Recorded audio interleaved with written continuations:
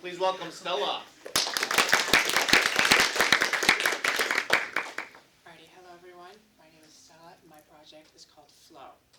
Now, not to do anything with Mr. Flow. Now, before we start, I want everyone to close their eyes and just listen. Oh, I suppose I'll have to click it.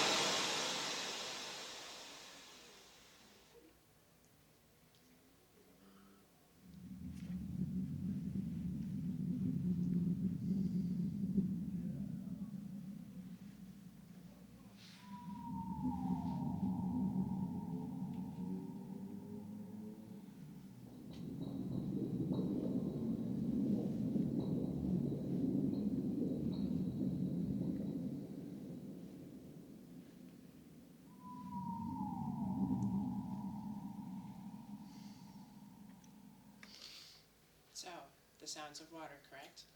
Now, what you just heard was completely done from scratch in a synthesizer. And that is what my project is, synthesizing the sounds of water completely from scratch. So a quick table of contents, there were 3 sounds I designed. First a droplet, then waves crashing on the shore, and finally underwater noises. Now water is extremely complicated. There are thousands, and I mean thousands of different factors that determine how water sounds, how it interacts with the physical space, how heavy the water is, its density, what kind of environment it's in, the acoustics of the environment, whether that be a cave, a river, is it outside, is it inside, is it in a container, and so much more. So how do we even begin? With a single drop. At its core, water is made up of millions, billions, trillions, uncountable number of molecules.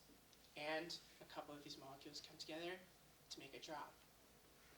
Now, the first thing I did, in order to get this sort of authentic drop sound, was I had to do 2 things. I had to use a sample of a real water drop, put it in a spectrogram to analyze the pitch, and that's where we get this curve from, and to analyze the amplitude, which is where we get this curve from. And next, I have a short explanation on how I synthesize the water drop.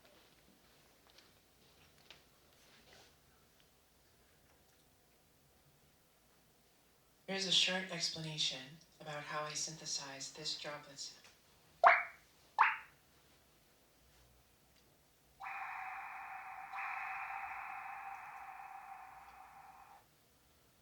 It begins with the sine wave, very simple, basic, pure tone, being fed through an LFO on envelope.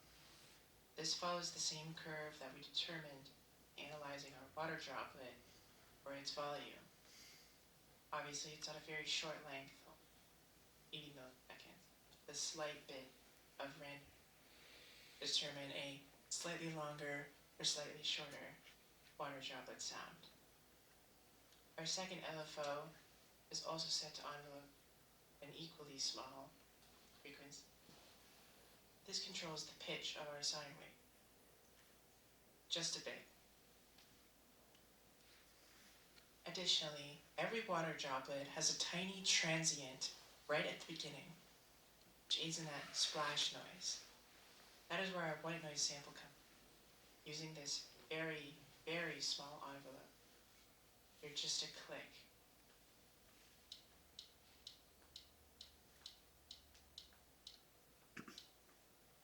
Almost impossible to hear unless you've got your earphone.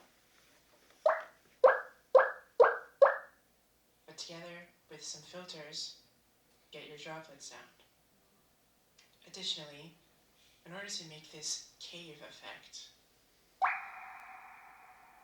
I use a very simple reverb with quite a bit of time and quite a bit of size.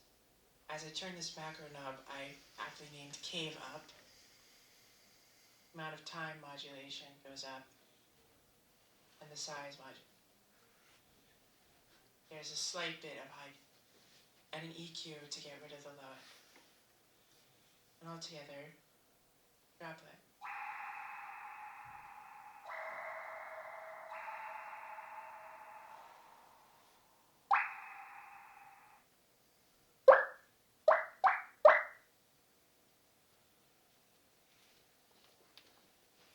Okay, so I was experimenting with a noise gate when recording, hence why my voice cuts out a little bit.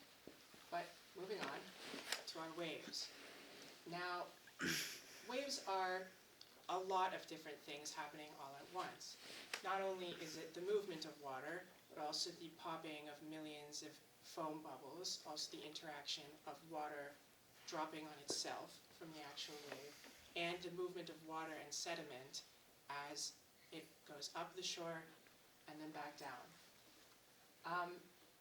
Waves can get incredibly complicated if you're trying to make them sound really good, but if you're just trying to get sort of a somewhat convincing wave sound, they're actually quite simple. So once again, here's how I put it together.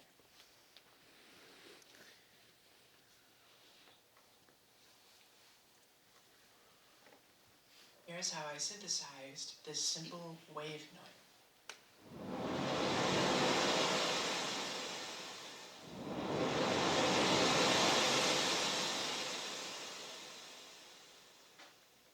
It's actually, in my opinion, one of the easiest, if not the easiest of the three sounds that I put together.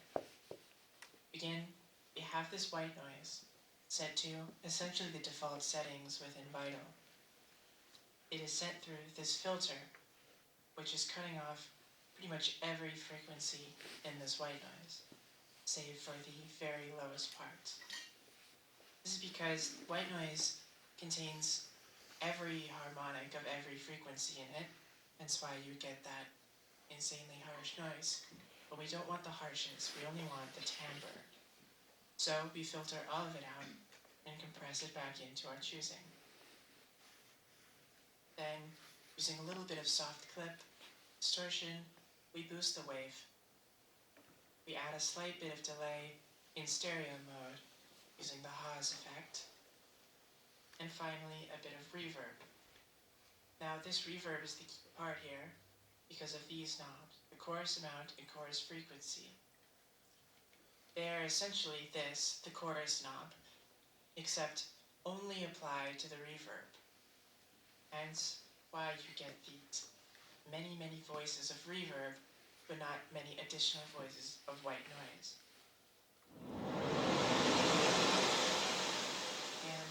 This LFO is set to envelope and controls the high cut of this reverb just to add a bit more motion as the wave crashes.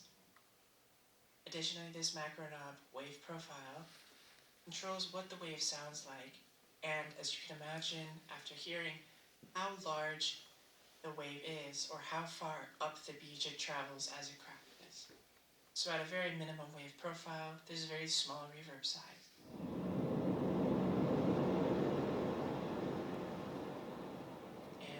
Maximum wave profile.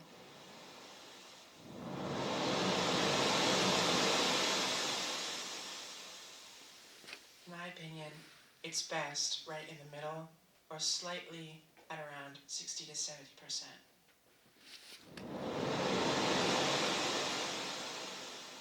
Unlike the other sounds, it doesn't matter which key you press here.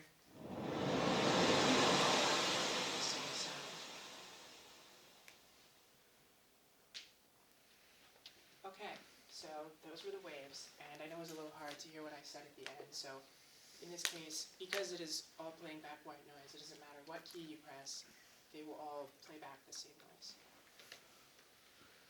Now lastly, underwater. Much like everything else, underwater can mean a lot of things. You know, what is going on underwater? Are there fish passing by? Are there boats passing by? What kind of underwater space are you in? Are you in a large caldera or a small underwater cave? So, in order to determine what kind of sound I wanted, I needed to focus in on what physical area underwater I was going to be trying to recreate. And in this instance, in order to get a bit of variety in the types of sounds that I'd be making, I chose to do sort of a underwater volcanic vent. So imagine close to the seafloor with lots of bubbles. And once again, the synthesis process.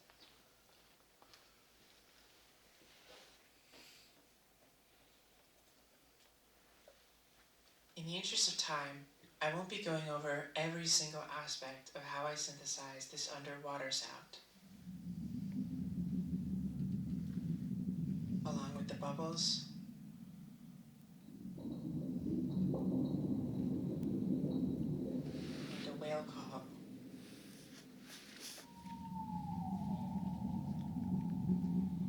So let's go over the basics. To start, this envelope here controls the volume of the entire sound. That's where you get that slow build and slow decay from. Full wave time over 5 seconds. But of course, as it's an envelope, you can hold the key for however long as you want. Following that, we use these two noise waveforms, pink and white, pitched all the way as low as possible, as well as highly, highly detuned with some phase randomization and a slight bit of randomization additionally added onto the phase frame. Importantly, in order to get this sort of warble shape, we're using a formant scale and a harmonic stretch respectively. Additionally, we shift the formant all the way down for our pink noise and slightly down for our white noise.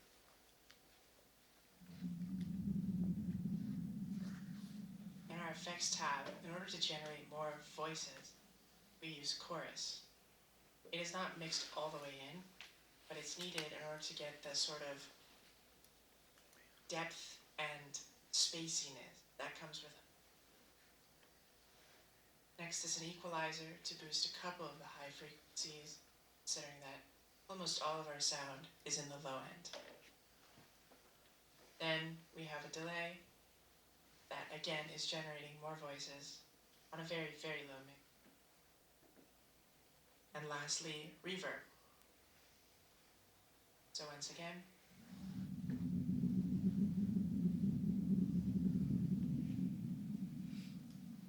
now importantly, this filter here, controlling oscillator 2, the white noise, which is generating most of the sound as it is in maximum level, is set to stereo with some randomization on the actual filter cutoff. These resonance peaks will pop up and down the frequency scale, essentially boosting random frequencies lower to mid frequency range, which is again what gets that sort of distant bubble noise. As we increase the bubble knob, the range increases, giving us far more extreme movement, and therefore creating more of that bubble noise. Lastly, the whale call comes from a basic sine wave. It's mapped to this LFO, which controls the pitch. There's a tiny, tiny bit of randomization of frequency and a tiny bit of randomization of pitch.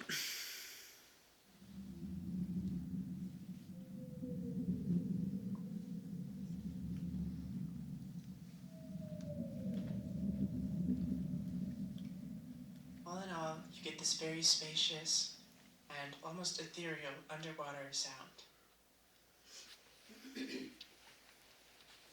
Okay, and lastly, I forgot to mention the mod wheel down here at the bottom of the synthesizer. I called it the seafloor. It almost in a way you can imagine is like taking the microphone closer to the ground. So the sounds become a bit more muffled and almost as if you're pushing the entire space up. So the synthesizer I use is called Vital. Now, Vital is free. It's incredibly powerful. It's probably one of the best freeware tools that has been released for music production or sound design, basically ever. It isn't necessarily the industry standard of fully digital sound design. That probably has to go to Faceplant. But, again, for a piece of freeware, it is super powerful, and it's also quite user-friendly. So I enjoy using Vital in order to create these sounds. A couple of reflections. Making sounds from scratch is really, really hard, because you can get as many references as you want, but nothing is visual, and a lot of it is trial and error. There's a lot of playing a sound, playing back your sound, playing a sound, playing back your sound, tweaking parameters and knobs in the hundredths of percents in order to get the sound you're looking for. And also, like I mentioned, water is so complex. In order to make realistic water sounds, you have to rely on the random knob for just about everything. And there's so many avenues that you can go wrong. For example, not generating enough voices in the underwater sound to actually give spaciousness. Or, for example, when I was doing the wave sound, I did not originally filter out the entire white noise, so I was blasting my ears with white noise, and that was not very fun. Alrighty, thank you for listening.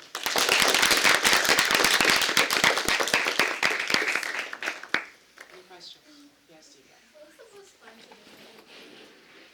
The most fun to do, I would say, I guess it depends on what you consider fun. Because the easiest to do was the waves, and that was fun because that did not take a long time. But the most fun in terms of the most fulfilling was the underwater sound, because that was the most complex. And sort of as I continued putting more and more parameters into the final sound, that's when you can start to hear everything come together. Music and sound design in general is a very slow burn. You start not sounding anything like you want your sound to sound like, and then eventually, as you go through the steps, as you trust the process, you eventually start getting to that desired sound. Yes, Olivia? Do you want me to come back to you? Oh yeah, like the underwater one is like definitely my favorite. And then like, do you think you will like do this again in the future? Probably. I'm hoping to go into a career in something audio tech related, whether that be production or sound design or fully design as Gordon did.